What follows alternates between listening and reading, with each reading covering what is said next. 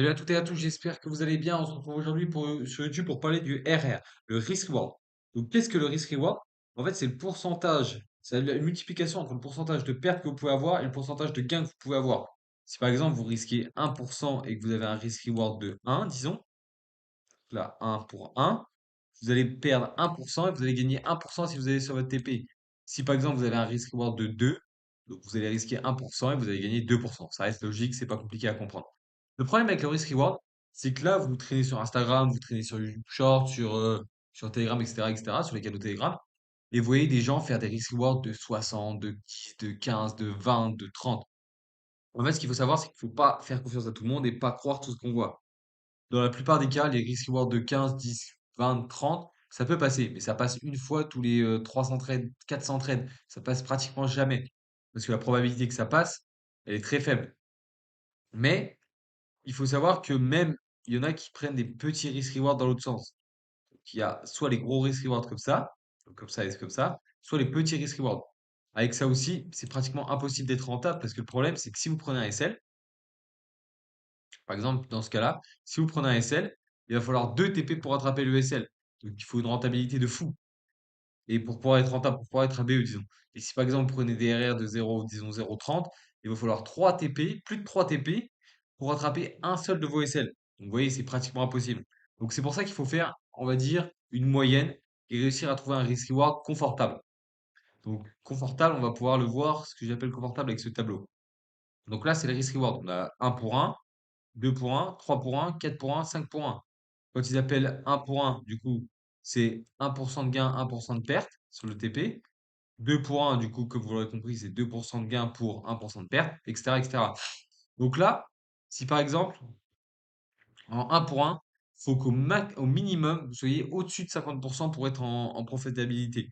Vous voyez ici, si vous gagnez un trade et que vous en perdez un en un pour un, ce qui est logique, vous êtes ABE, à break-even. En dessous, au-dessus, vous êtes profitable.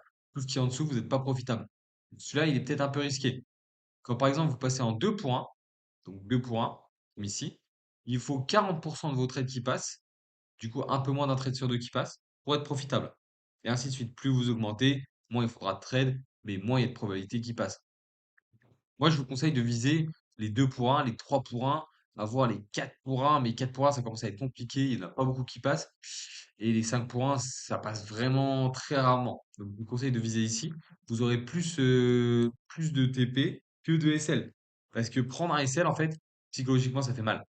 Alors que si, par exemple, vous prenez un SL de temps en temps, parce qu'avec ce genre de setup, il y a plus de chances que ça passe qu'avec ce genre de setup, vous prendrez moins de SL. Donc déjà, la psycho, elle sera beaucoup mieux. Parce que le problème, qu'est-ce qui fait cramer les comptes? Bah, c'est la psycho. Donc moi, je vous conseille ça. Ensuite, il y aura plus de TP, du coup, vous serez plus content, vous serez moins anxieux, du coup, on aura pas que sur la psycho, votre technique sera meilleure, etc., etc. Vous respecterez votre plan, etc., etc. Donc, on sera faire à la psycho. Les trades, ils diront peut-être moins longtemps. Vous ne serez pas là à raffiner votre aisselle au pips près. Et les mouvements, ils seront peut-être moins violents parce que pour aller chercher des RR énormes, soit il faut un mouvement super long, donc attendre super longtemps votre TP, soit il faut que vous raffiniez votre aisselle tout petit. Et le problème, c'est que vous pouvez vous faire sortir très rapidement. Et même si vous raffinez tout petit, vous pouvez vous faire CP. Après, je dis pas qu'on peut pas faire du scalping avec ce genre de trade. Ce genre de trade que j'avais dessiné, du coup, ici. Non, ça, on peut faire du scalping clairement avec ça. Juste, le TP sera plus rapide, sera plus court. Donc moi, je vous conseille de viser des choses comme ça et pourquoi pas, du coup, des 3 pour 1. C'est vraiment le top, comme vous pouvez le voir sur le tableau. Donc là, on est ici, 3 pour 1, tac. Il faut à peine 30%, donc un trade sur 3 pour être profitable. Et si vous visez une fois de temps en temps des 2 pour 1, on va dire il faut 40%, du coup, moins d'un trade sur 2 pour être rentable. Donc ça peut être intéressant. Ici, pour moi, c'est trop compliqué. Donc voilà, le risk-reward, faut pas non plus croire tous les réseaux. Faut pas se dire, ah, je vais prendre des trades incroyables, je vais risquer 10 pips et je vais aller chercher 200 pips. Non, ça marche pratiquement jamais. Ou les gens qui le font, ok, ça peut marcher au début, mais ils vont prendre des gains assez rapidement. Par exemple, à un pour 2 ou 2 pour 3 ou à 1 pour 3, ils vont commencer à prendre des gains. Ils vont pas tenir full position jusqu'en haut. C'est impossible. Ça arrive jamais, ça. Ou alors, vraiment, faut me le présenter. Et moi, la majeure partie des gens que je fréquente, bah, que je connais dans le trading, avec qui je regarde leurs résultats, etc., etc., c'est pas des gens qui font des trades comme ça. Si, il y en a peut-être un ou deux, mais la majeure partie des personnes rentables que je connais, ils font des trades de ce genre. Des un pour un pour 2 un pour 3. Parce que comme vous voyez déjà psychologiquement, il vaut beaucoup mieux. Et c'est des trades, il y a plus de chances que ça passe. Donc voilà. Moi, c'était pour vous dire ça, c'est super important. Et même moi au début, j'étais attiré par ce genre de RR. Et des fois même, je peux en passer des RR de 15. Mais le problème, c'est que je laisserai pas toute ma position dessus. Il restera peut-être 10% ou 5% de ma position dessus. Et encore, c'est déjà bien. Je préfère prendre des gains assez rapidement, être serein, me mettre à BE et passer à un autre trade. Et ainsi de suite. Ça sert à rien de se faire du mal sur un trade qui va venir à, par exemple, vous allez faire 10 R, il vous manquera un R pour arriver à votre TP, le trade il va se retourner, il va retourner à votre BE ou à votre SL, et là vous avez pété un câble. Il y avait 10% du compte qui tourne, par exemple, si vous avez une profil à 100 000, il y avait 10 000 qui tournaient, vous retombez à zéro, croyez-moi que votre psycho elle va en prendre un coup. Alors que si vous avez target votre un pour 2 un pour 3, ok, il y a peut-être que 3 000 qui tournent, mais au moins, vous passez à autre chose. Même si le trade il continue de monter, vous dites, ah, bah, j'ai loupé tout le mouvement. Non, vous avez réussi votre trade, vous avez réussi votre TP, vous passez à autre chose. Chaque trade est indépendant.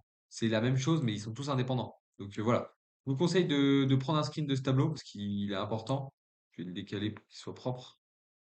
Il est important pour voir quelle rentabilité il vous faut. Après, vous pouvez backtester et vous pouvez voir quelle rentabilité il vous faut pour pouvoir être profitable.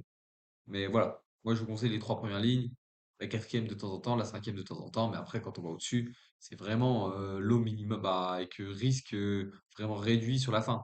Ça sert à rien de s'exposer, par exemple, si disons votre trade il est parti, donc il arrive ici, on va dire, attendez, on va dessiner, tac, il arrive par là, vous avez vendu, ok, nickel, tac, tac, il arrive par là.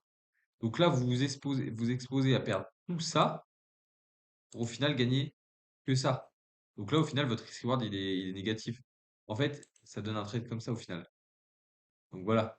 À la fin, ça donne ça parce que vous vous exposez à perdre, à gagner juste ça pour perdre tout ça. Donc c'est pour ça qu'il faut faire attention. C'est pour ça que la méthode du trade stop existe. Donc vous pouvez, quand le prix, par exemple, il commence à partir assez fort, manager votre SL. Donc votre SL au début, il est là. Ensuite, vous pouvez le mettre là. Ensuite, vous pouvez le mettre là. Ça, au final, ça donne quelque chose comme ça. Votre SL, il est là. Le prix, il est là. Ça fait quelque chose plus comme ça et votre TP il est là. Donc là, c'est quelque chose de plus sympa. De plus sympa que ces choses comme ça. Donc voilà.